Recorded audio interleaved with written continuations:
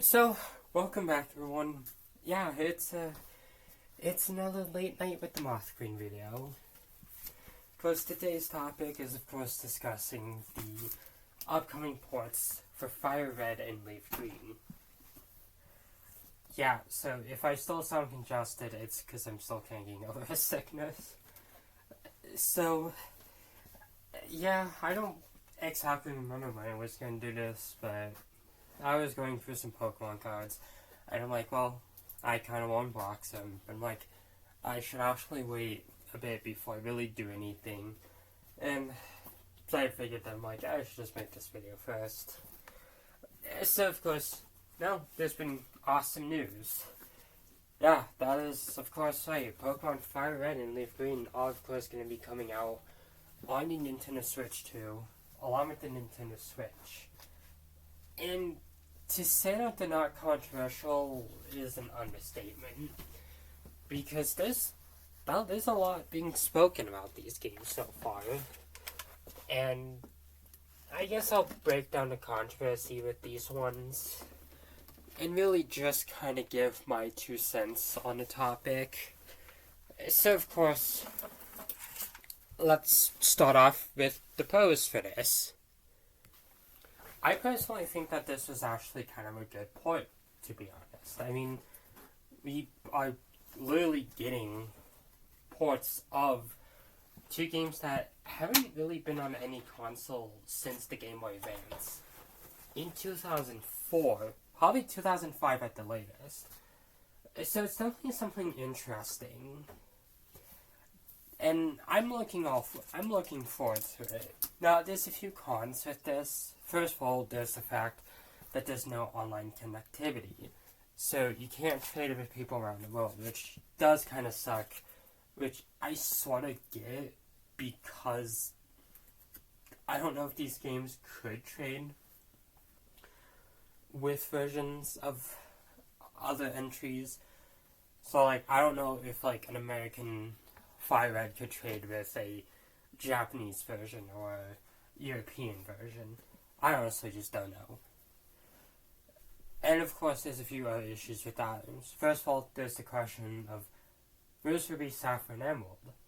I mean, because those games are kind of needed to complete the Pokedex. And that's definitely kind of the concern, is will we get these games? Or will this just be something that happens later? Now, of course, that's really up to Nintendo to decide. Then, of course, there is some controversy with this. And that, of course, brings us to most of the public opinion on this game. And that is, of course, well, some complaints and overall some bad behavior by some people. Obviously, the games are getting in a bit of controversy because of the price point. A lot of people don't think that these games are worth $20. I've been asked this before about my opinions on it. Honestly, I kind of don't mind these ports being $20, because the original games launched at $30. I thought it was $40, but someone had told me it was $30. So I think $10 less than the original market price wasn't all that bad. And of course, I think really next up is, I guess, the fact that all the ports, a lot of people wanted it solely on NSO, because I honestly don't particularly know why, but it's definitely been kind of a talking point in the Pokemon community. Honestly, I really don't mind that it's on NSO. Personally, I don't mind that it's on the eShop. I personally really like it more that it's on the eShop, simply due to the fact that, well, I have my issues with the eShop, and so having these, I have my issues with NSO, and having these on the eShop, I think, is going to lead to a better experience. But of course, I'm a bit alone on this because a lot of people don't like the fact that they're porting these solely to the eShop. Then, of course, there's the usual people who just don't like Pokemon and they just really need to make that known. We all know those people. I'm not saying everyone who criticizes Pokemon is like those people, but there's always someone online that just really has to kind of be a bodybuilder. And of course, there are some valid points with being critical of Nintendo. I mean, first of all, the fact that these games are... The fact that you have to pay for other versions, for other languages, is a bit of a step down from previous releases. This isn't something that they've done before, because they did this with the Gen 1 and Gen 2 re-releases. And of course, every Pokemon game has been available in every language since X and Y. So, it is definitely a bit of a noticeable thing. Not to mention, then there's also the fact that, well, there's really no way to complete the national dex. You can only complete the Pokedex. And unless you have Ruby, Sapphire, and Emerald, the Gen 3 national dex is impossible to complete. So hopefully they'll port Emerald over, or at least give connectivity to XD and Coliseum if those two are ever on the Switch. Then of course, I guess, well, that's really covering most of the controversies. So I guess, what are my thoughts on the controversies? Are they reasonable? Are they not reasonable? Let's just quickly dissect them. As for $20, I personally don't mind the games being $20. I mean, there's a lot of ports that are $20.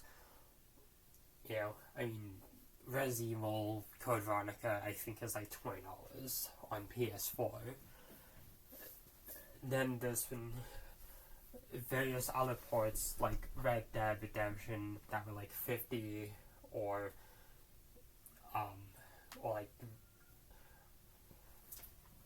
such. Now, of course, there's some ports that are generally like way less than that, and honestly quite more reasonable. Like the Doom 1 and 2 port is like $10. Then, not to mention, there's also the argument of emulation and against it, because there's a lot of arguing about we can just emulate these games, so why don't people do that? Well, not everyone really does want to emulate games or has the proper technology to. For me, I personally I think I'd just rather actually own my games in a physical or digital sense. I also don't really care much about emulation, so I often just don't really talk about it. Then, of course, next up is, well, the no online connectivity. This is actually something I don't like. It kind of sucks that these games can't trade around the world. It literally feels like it could have been an easy task to do, especially because the technology that was on the Game Boy was completely different than it was on the Switch. Yeah, I also forget that my cat's down here. And of course, I guess, really moving on, and there's just the no language thing. I think it's a little bit of a letdown that you can't play this game in other languages unless you buy another version. Even now, I don't even think the Switch sells multiple versions of this game. I could have swore I saw it on the Switch too, but I don't know if it's like that on the Switch 1.